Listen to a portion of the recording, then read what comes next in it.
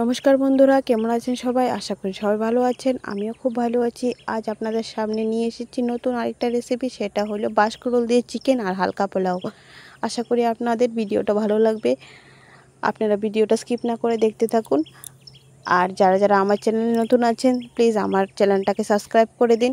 একটু ধৈর্য সহকারে ভিডিওটা দেখতে থাকুন। আশা করি সিম্পল রেসিপিটা আপনাদের ভালো লাগবে। এটা খুবই ভালো, পাহাড় অঞ্চলে এটা খুব খাওয়া হয়।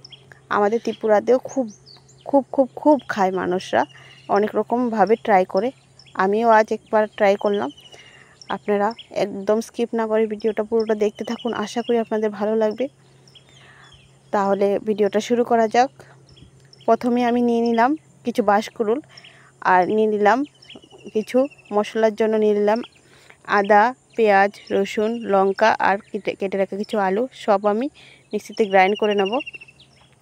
এখন আমি বাঁশকুড়ুলগুলি কেটে নিলাম, ভালো করে ধুয়ে চিকেনে দিয়ে দিলাম। আমি 500-র মতো চিকেন নিয়েছি। তারপর মশলাগুলো যে মিক্সিতে করেছিলাম সেগুলো এর সাথে দিয়ে নুন, লঙ্কা, হলুদ, জিরে গুঁড়ো, ধনিয়া গুঁড়ো দিয়ে ম্যারিনেট করে নেব ভালো করে। আমি খুব শর্ট টাইমে ভিডিওটা বানিয়েছি।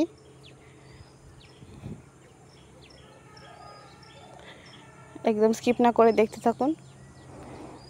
নুন, হলুদ সব কিছু দিয়ে ম্যারিনেট করে নিলাম। বন্ধুরা, আমি যেভাবে বানালাম সেভাবে যদি আপনারা একবার ট্রাই করেন, আপনাদের খুব ভালো লাগবে।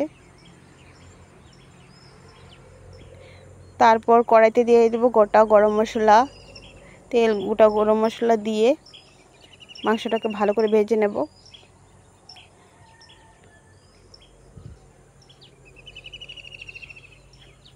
কিছুক্ষণ সময় ঢাকা দিয়ে রাখবো। ঢেকে রাখার পরে কিছু এক্সট্রা জল সেটা বেরিয়ে গেছে। এখন আমি মাংসটাকে ভালো করে ভেজে জলটা শুকিয়ে নেব।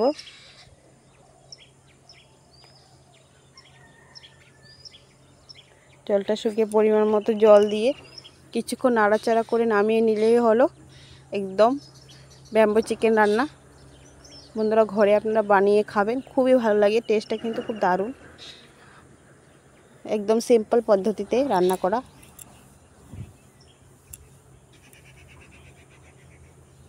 কিছুক্ষণ নাড়াচাড়া করে নামিয়ে নিলে কমপ্লিট। দেখুন পুরোপুরি হয়ে গেছে, দেখতে কত সুন্দর লাগছে। এখন আমি পোলাওয়ের জন্য দিয়ে দিলাম গোটা গরম মশলা, হালকা একটু রিফাইন্ড অয়েল। জলটা ভালো করে সিদ্ধ করে নেব।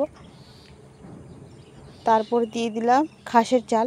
আপনারা বাসমতি চালও ইউজ করতে পারেন, যেটা ঘরে অ্যাভেলেবেল আছে। আমি খাসের চালটা ইউজ করেছি, কারণ ওইটার গন্ধ কিন্তু খুব দারুণ। তাহলে আমি ভাতটা রান্না করে নেব। এখন খুবই গরম জলে দিতে হবে সেটা, আর আধা সেদ্ধ হলে নামিয়ে নেবেন, কারণ ওইটা একদম চিপচিপ হয়ে যায় একটু বেশি সিদ্ধ হলে। ভাতটা কমপ্লিট হয়ে গেছে। এখন আমি কড়াইতে দিয়ে দেবো হালকা একটু তেল, গোটা গরম মশলা আর কিছু কেটে রাখা সবজি দিয়ে ভালো করে ভেজে নেব। সবজিতে আছে ক্যাপসিকাম, টমেটো, লঙ্কা আর আদা, পেঁয়াজ সব কিছু ভেজে নেব। আপনারা ঘরে যা সবজি অ্যাভেলেবেল আছে সেটাও ইউজ করতে পারেন। আমার ঘরে যেটা ছিল সেটাই দিয়ে দিচ্ছি। তারপর নুন, হলুদ দিয়ে এটা কিছুক্ষণ ভেজে ঢাকা দিয়ে রাখবো, এটা সিদ্ধ হওয়ার জন্য।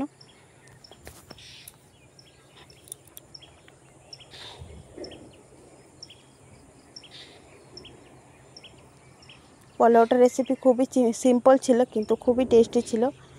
ভাজা হয়ে গেছে। এখন আমি তার মধ্যে দিয়ে দেবো কিছু কাজু বাদাম আর কিশমিশ দিয়ে ভেজে রান্না করা ভাতগুলি দিয়ে দেব।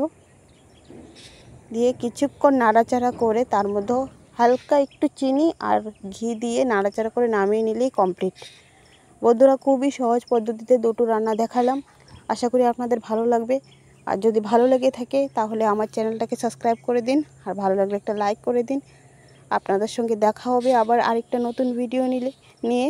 ভিডিওটা ধৈর্য সহকারে দেখার জন্য অনেক অনেক ধন্যবাদ। দেখা হচ্ছে নতুন আরেকটা ভিডিও নিয়ে। Thanks for watching. Bye bye.